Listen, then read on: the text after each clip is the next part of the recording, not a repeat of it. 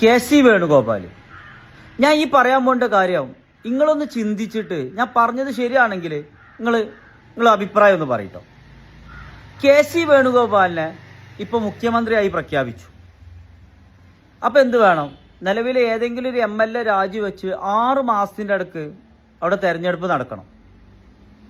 6 മാസത്തിൻ്റെ അടുക്ക് തെരഞ്ഞെടുപ്പ് നടക്കുമ്പോൾ കെ.സി. വേണുഗോപാൽ ജയിച്ചാൽ മുഖ്യമന്ത്രിയായി തുടരും. അല്ലെങ്കിലോ VD സതീശൻ സാറ് അപ്പം മുഖ്യമന്ത്രിയായി വരും. ആ രീതിക്കാണ് കാര്യങ്ങൾ എന്നുണ്ടെങ്കിൽ അങ്ങനെ കെ.സി. വേണുഗോപാൽ ഒരു തെരഞ്ഞെടുപ്പിനെ നേരിടുമ്പോൾ നിങ്ങൾ ആരെങ്കിലും കരുതുന്നുണ്ടോ മുഴുവൻ UDFകാരും ഈ കെ.സി. വേണുഗോപാലിനെ സപ്പോർട്ട് ചെയ്യുന്നു? എനിക്കെന്തായാലും തോന്നില്ല.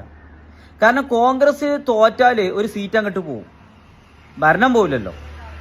അപ്പോൾ VD സതീശൻ വരണമെന്ന് ആഗ്രഹമുള്ള ആളുകൾ എന്ത് കേട്ടും അവിടെ മറച്ചു കുത്തേണ്ട ഒരു സാഹചര്യം ഉണ്ടാവും.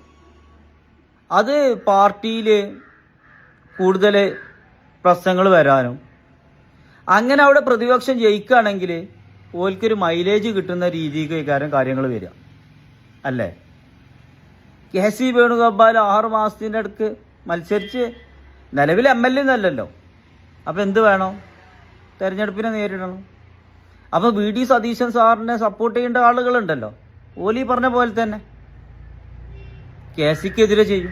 കാരണം കെ.സി. തോൽക്കണം എന്നുള്ള ആഗ്രഹക്കാരുണ്ടാവും. മനസ്സിലായോ? അപ്പോൾ നേരത്തെ പറഞ്ഞ പോലെ തന്നെ